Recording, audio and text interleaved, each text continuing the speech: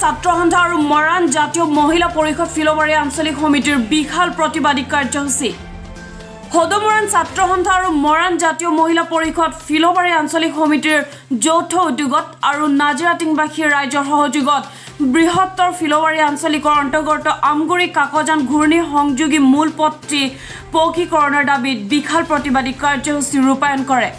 হদমৰাণ ছাত্ৰ সন্থা আৰু মৰাণ জাতীয় মহিলা পৰিষদ ডুমডুমাৰ ৰাজহুৱা খেলপথাৰৰ পৰা পদযাত্ৰাৰে বিভিন্ন ধৰণৰ চৰকাৰী বিৰোধী শ্লোগানেৰে ডুমডুমা চক্ৰ বিষয়াৰ কাৰ্যালয়লৈ উত্তাল প্ৰতিবাদ সাব্যস্ত কৰে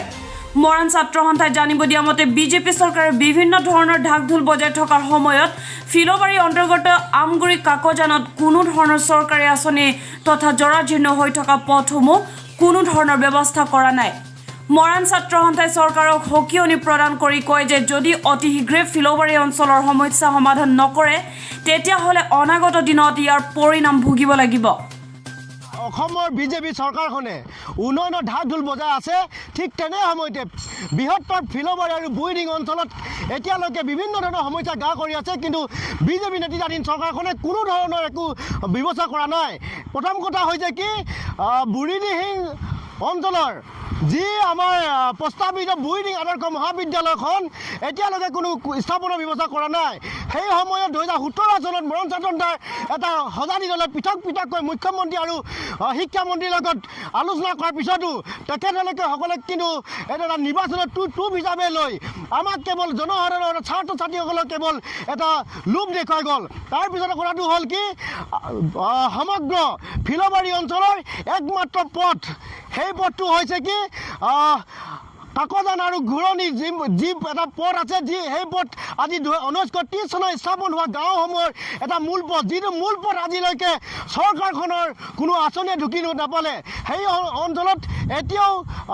জৰাজীৰ্ণ অৱস্থাৰ ৰাস্তাসমূহ পৰি আছে গতিকে সমগ্ৰ ফিলবাৰী অঞ্চলৰ আটাইকেইটা সমস্যা অতি শীঘ্ৰে চৰকাৰক আমি সমাধান কৰিবৰ কাৰণে আমি আজি মৰাণ ছাত্ৰ আৰু সন্থা আৰু মৰাণ জাতীয় মহিলা পৰিষদে আহ্বান জনাইছোঁ লগতে ক'ব লাগিব যে বুঢ়ীডিং আৰু ফিলবাৰী অঞ্চলৰ একমাত্ৰ চিকিৎসালয়খন ফিলবাৰী আদৰ্শ চিকিৎসালয়খনত এতিয়ালৈকে কোনো প্ৰয়োজনীয় ডক্তৰ নাই কোনো ঔষধ পাতি আৰু যি নাই কোনো ছ'ন'গ্ৰাফি মেচিন নাই কোনো এক্স-ৰে মেচিন যি এটা ছ'ন'গ্ৰাফি মেচিন আছিলে অতি দুৰ্ভাগ্যজনকভাৱে উক্ত ছ'ন'গ্ৰাফি মেচিনটো ডুমডুমা অসামৰিক চিকিৎসালয় উঠাই লৈ অনা হৈছে হয় আমি এতিয়া গৈ আছোঁ ডুমডুমা টাউন ফিল্ডৰ পৰা আমি ডুমডুমা চাৰ্কুল অফিচলৈ আমি যাত্ৰা কৰি আছোঁ আৰু আমি এটা সকিয় দিব বিচাৰিছোঁ যদিহে মৰাণ ছাত্ৰ সন্থাৰ আৰু মৰাণ জাতীয় মহিলা পৰিষদ এই দাবীকেইটা যদি অনতিপলমে যদি অসম চৰকাৰে সমস্যা সমাধান নকৰে কিন্তু অনাগত সময়ত আমি সকিয় দিব বিচাৰিছোঁ যে আমাৰ ডুমডুমা সমষ্টি আৰু বৃহত্তৰ মাৰ্ঘেৰিটা সমষ্টি দুইটা সমষ্টি আমাৰ বিভিন্ন সমস্যা গা কৰি আছে ডুমডুমা সমষ্টি দুৰ্গা ভূমি ডাঙৰীয়া কিন্তু এটা নিষ্কৰ্মা অকৰ্মণ্য বিধায়ক যি বিধায়কে বছৰ ধৰি এই ডুমডুমা সমষ্টিত অধিকাৰ কৰি আছে কিন্তু তেখেতে কিন্তু আজিলৈকে সেই অঞ্চলসমূহত কোনো ধৰণৰ সুবিধাৰ কাৰণে তেখেতে কোনো যাৱতীয় ব্যৱস্থা গ্ৰহণ কৰা দেখা নগ'ল তালাপৰ পৰা সুদীপ দাসৰ report news line north east